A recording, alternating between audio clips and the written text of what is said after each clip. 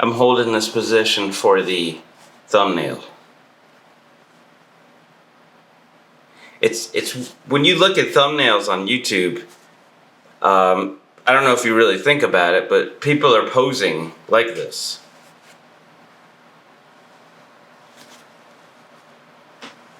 By themselves in their room. It's weird. So I just thought I'd do it in front of you to show you how weird it is.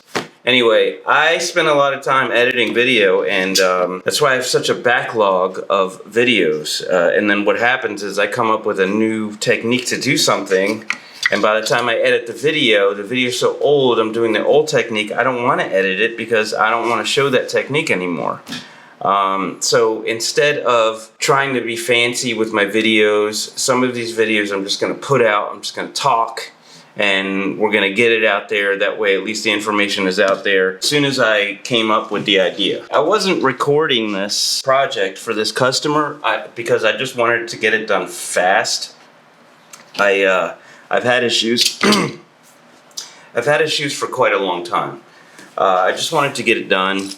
So I didn't want to worry about cameras and all this stuff, but I have some time right now waiting for things in the oven, which I will talk about in a second, related to this project. And I decided, you know what, I'll just talk about the steps that I've taken so far and the steps that I will take to finish this. So I have a video up about a custom shoe, changing a Air Yeezy 1 Blink to an Air Yeezy Fire Red sample pair. Okay, the Fire Reds were like a red midsole with a like a gray eye stays and some other features that I'm probably showing on the screen right now unless I'm being super lazy or super rushed with editing. I did a lot of things in that video, but it was my first time doing that project. This is my second time, and I have been like 10 times faster because I know the ins and outs of this shoe now.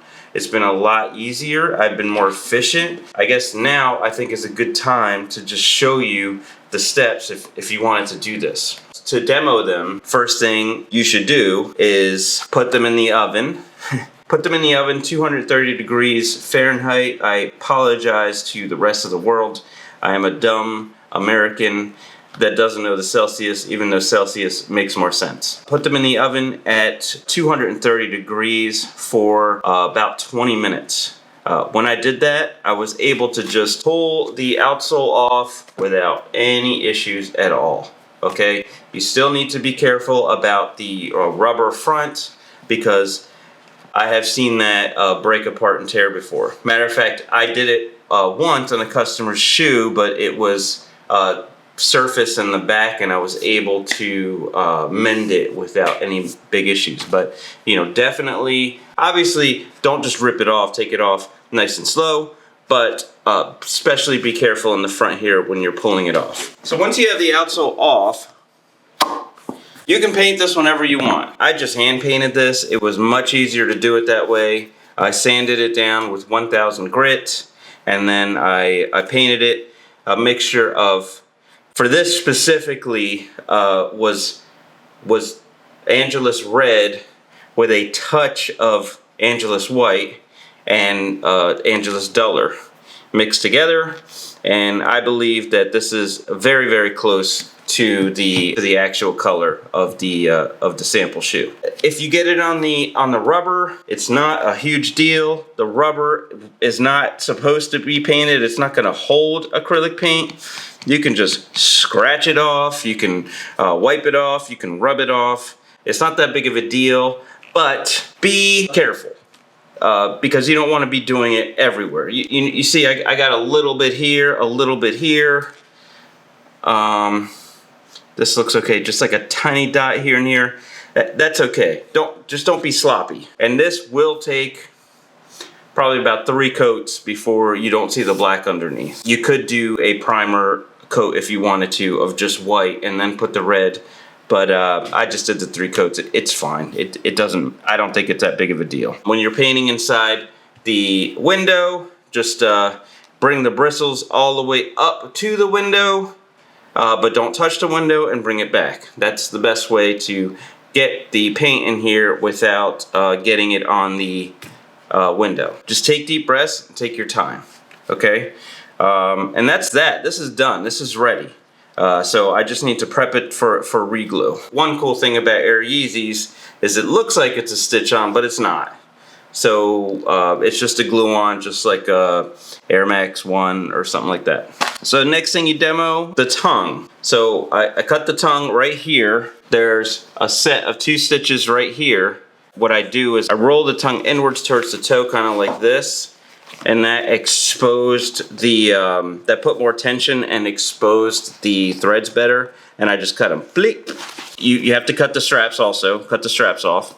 And then I started to cut the collar lining. In the front part here, you're going to have to cut the black part a little bit, right where it meets the strobel here. So you can bring up where the black meets the pink. Okay, and then you're gonna cut right here on that thread, and then you're gonna just cut the threads that go up on the rim of the entire shoe, one by one. Take your time. You're gonna cut all these threads, okay, until it's done, and then you can take it off. Now, when you're done, you're gonna see all these pink threads stuck in all these holes, and you're gonna be like, oh my God, this sucks. How am I gonna get these out of here? But luckily, if you cut on the outside of the shoe instead of the inside of the shoe, then you will still have the back stitch in there. If you find the back stitch, you can grab a hook or tweezers or something like that and just pull the back stitch. As soon as you pull that back stitch, it's gonna pull most of those little pink threads with it because there's glue in there. And they're gonna come off. Any that are still remaining, you can use a, well, you can use your hand, you can use tweezers. You can also use a crepe eraser, glue eraser, and they tend to just roll right off with that. I don't know what's going on here. You're making me look like a liar. All right, you know, don't go too crazy. You don't want to mess with the finish, but you can just rub it and it'll be fine. Okay, so then you have exposed the inside of the shoe. You should see the heel cup. Then you have these swooshes on the inside here, okay? You're gonna need to cut those out. So what I do is I cut them out. You can choose either way. You can put your knife on the inside rim here and cut around, or you can put your knife on the inside here and cut around. I prefer doing it this way. If you slip when you're doing it in the front here, you could cut like the front of the shoe, the customer facing part, and it's just a little bit more risky. So I just cut it back here. When I cut it back here, it's in 2 pieces. Okay, there is a interface piece here, and then there's the swoosh there, okay, and it's a black piece of leather. Last time I painted it, and it was a pain in the butt. What I did was I used heat transfer vinyl. I just put heat transfer vinyl over them. I put them 305 degrees for 30 seconds on a heat press, and boom, they're white. Then I reapplied them back to the interfacing. Actually, what I did was, because the interfacing will have all these threads coming out, and it'll be pretty kind of messy, and there'll be a lot of glue. Instead of worrying about removing all of that, all I did was switch the interfacing. So I grabbed this one and I used the other side of it, the clean side of it, for this one here, and then I did that on the other side as well. So I glued the white swoosh now onto the interfacing, and then I glued the interfacing into the shoe again, and then I stitched on the post-bed sewing machine, just 1 stitch around, 1 stitch around, boom, we're done. Next thing I did was the tongue. The tongue is gonna look like this-ish, because I already finished it. But it's gonna look like this, right, on the front and back. So what you can do is, this is basically just a sandwich here with the threading. You can cut all the sandwiching threads apart, and it'll open up real nice for you, okay? And then, best thing to do is to turn the pink part inside out over. When you turn the pink part inside out over, then you will easily see the threads, okay? It'll look something like this. You will easily see those threads and you can cut them all. You cut all the threads, you pull it out. There is a piece of foam that's going to be here in the same shape. You want to take that off because you want to reuse that. Okay, now for in order to make the new one, 2 pieces of fabric. One piece is, I used a black spandex, polyester spandex here fabric, okay? And the other fabric that I used was this silver one. Okay? And what you do is, you face them first. When you're sewing, you have them face each other, okay? The good side to the good side. You face that. Right now, in this step, all you have to do is stitch 2 pieces of fabric together, okay? So you're gonna go good side to good side. You're just gonna stitch a line right here. Stitch 2 if you want, just for security, okay? And then you can cut the excess above your stitch line. And then what happens is, they're stitched together. When you open it up, it'll be more or less like this, where it has a nice clean seam, okay? That's what it should look like when you turn it on the other side, which is this here, okay? Now once you have that done, then you're gonna have to go good side to good side again. You're gonna take the front facing side of the tongue, you're gonna put it on the front facing side of the of this material. You're gonna bring it down, make sure you bring it down to that seam here, okay? And then just cut the material around like this, okay? You can, what I did was I just used some clips here and here to make sure the material didn't move past this seam line here. And then you just stitch. You stitch the good side to the good side all the way around the border. That's it. Boom, boom, boom, boom, boom. Okay? And once you're done that, the last step is to just turn it inside out. So it's good side to good side, okay? And once you turn it inside out, it would be like this. Yeah, it would be like this. Then it would be like this, okay? So that's basically how I get this shape. Now, before you do that, make sure that you glue that piece of foam you took off of here onto the other side of this leather piece, and then you fold that over, and it should look just like this, okay? You can certainly try to fill out the foam a little bit better. And then the last stitch is very easy. You just have to do that sandwich again. So your material is probably going to be something like this. It's not going to be perfect. That's fine. You just stitch all the way around, right? Then once the stitching's done, you just cut it. Boom, done. Looks good. Okay? Now your tongue's done. Now for this time, I actually embroidered the strap. If you have an embroidery machine, then you probably don't need me to explain to you how to do this. But just if you don't, just so you know what's possible, okay? This is what's left over. That's why it's smaller. But I bought a yard of Cordura strip. It was like 1 inch. And I just cut it to the length of this to here.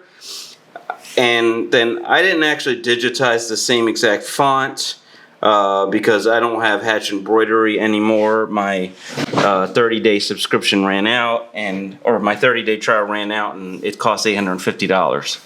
So I'm trying to learn this other one called Ink Stitch, which is a much higher learning curve. And I was not able to really get it to look good exactly like this, so I decided to just use their fonts. and I think that's fine. I used a 4" by 4" hoop, and I made sure that the top lined up here, the bottom lined up here, and that's what I got.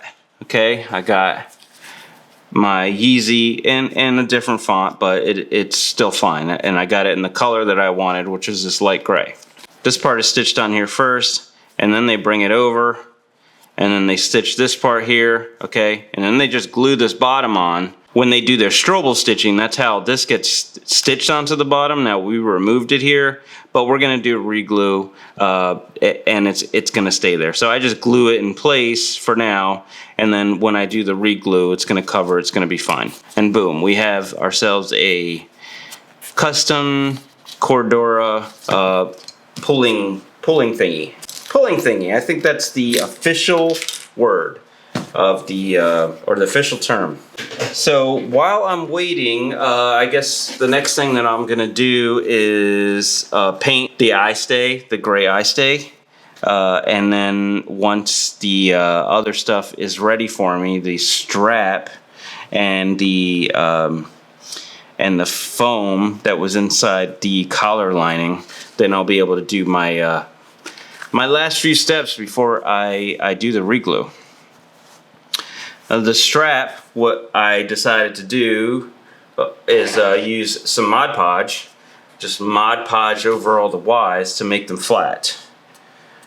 Gonna have to do that probably in a few different coats. So grab this material here. Gonna have to do that in a few different coats because what you're doing is you're trying to get rid of the Ys and you're trying to make it a flat surface, okay? And Mod Podge takes 4 hours to dry normally, and the way we're doing it, we're pulling it into those Ys, so it's not really a very efficient way to dry it. So I'm curing it in the oven, 200 degrees for an hour, and we'll see how that goes. Probably gonna have to do it at least one more time, if not 2 more times. And once that's done, then we're gonna get this material on there. Okay, this material is a nice glossy material that is close to what the sample was. It's not exact, but I think it's gonna look really nice. And we're gonna bond it with heat and bond. Then we're gonna stitch it on. Then we're gonna cut around it, and it's gonna look real nice. All right, so that's where I'm at right now. Right now, I'm gonna paint the eye stays. So I'm just gonna sand them down a little bit and paint them that gray that I'm going to color match from the internet, and then we'll get to the next part of this video.